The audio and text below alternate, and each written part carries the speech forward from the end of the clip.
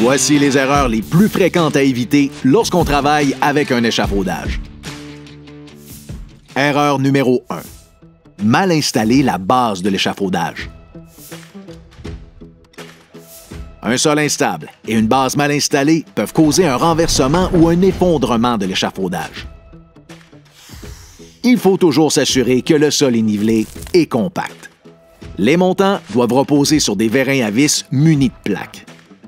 Les plaques des vérins doivent être fixées sur des madriers. Les madriers doivent être continus sous au moins 2 cadres. Quand ce n'est pas possible, on installe un madrier de 2 pieds centré sous chacun des vérins à vis. On ne met pas de briques, de blocs de béton ou d'autres matériaux sous les vérins et on ne met pas les cadres directement sur les madriers. Il faut toujours mettre la première section au niveau à l'aide des vérins. Le sol peut bouger, surtout partant de dégel ou de pluie. Alors on vérifie quotidiennement si on est encore au niveau et on ajuste aux besoins. Erreur numéro 2. Travailler sur un échafaudage mal assemblé. Toutes les composantes doivent être présentes et en bon état pour assurer la stabilité de l'échafaudage. Les croisillons doivent être installés à toutes les sections de l'échafaudage. En tout temps, les montants doivent être joints à l'aide de barrures de sécurité. À tous les matins, on inspecte l'échafaudage pour s'assurer qu'il n'y a pas de composantes déformées, brisées, rouillées ou manquantes. Si oui, on doit les remplacer ou les ajouter. Erreur numéro 3. Monter ou démonter la structure sans protection anti-chute. Puisque ce n'est pas possible d'avoir un garde-corps pendant le montage et le démontage, c'est pendant ces étapes qu'on est le plus à risque de faire une chute. Mais le montage peut être planifié de manière à limiter le risque de chute. Quand on dépasse le 3 mètres, on doit se prévoir une protection contre les chutes conformes, c'est-à-dire un harnais de sécurité relié à un système d'ancrage par une liaison anti-chute, comme une ligne de vie verticale ou une barre d'assurance. Erreur numéro 4. Travailler sans amarrer la structure. Tout échafaudage, même s'il a juste 3 pattes de haut, peut renverser s'il n'est pas amarré adéquatement. Si la hauteur de l'échafaudage est supérieure à 3 fois la base, l'échafaudage doit être amarré au bâtiment à toutes les 3 pattes de haut. On peut aussi élargir la base à l'aide de stabilisateurs. À l'horizontale, on amarre à tous les 2 montants. Erreur numéro 5. Travailler sur un plancher non conforme. Un plancher non conforme n'est pas stable et sécuritaire. Il faut toujours utiliser des madriers du bon grade.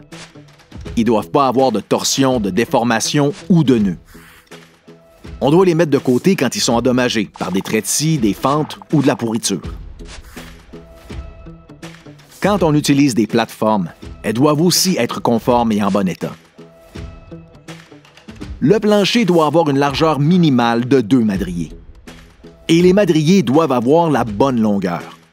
Ils doivent dépasser le cadre de 6 pouces minimum et de 12 pouces maximum. Donc, si l'échafaudage fait 10 pieds de large, on utilise des madriers de 12 pieds. Ils doivent être installés de manière à ne pas glisser ou basculer à l'aide de tiges de blocage ou de la broche.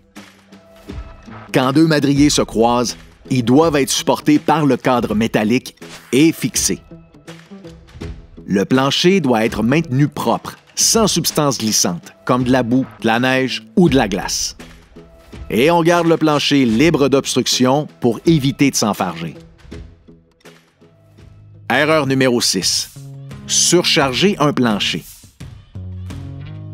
Des madriers conformes ne suffisent pas toujours à supporter les charges qui leur sont imposées.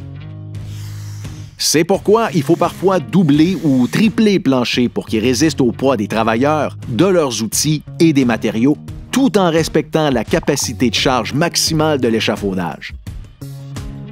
Erreur numéro 7. Travailler avec un garde-corps inadéquat. Un garde-corps non conforme peut mener à la chute des travailleurs et à la chute d'objets. À plus de 3 mètres, on doit installer des garde-corps sur tous les côtés ouverts. Le côté face au mur peut rester ouvert, à condition que le plancher soit situé à 14 pouces ou moins.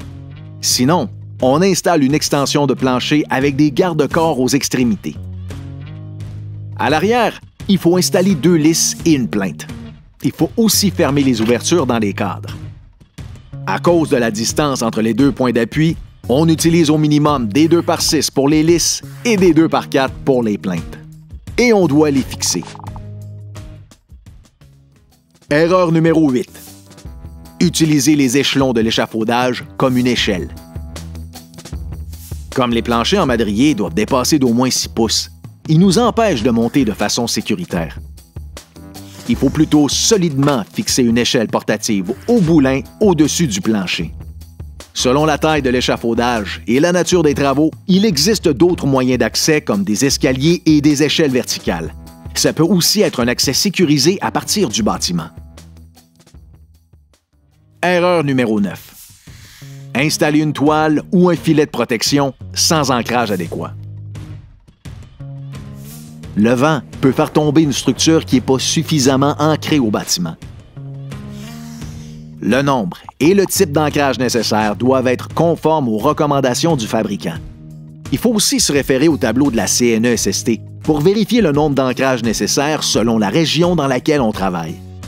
Et quand il y a un plan d'ingénieur, il faut s'y fier. Erreur numéro 10. Pas tenir compte de son environnement de travail.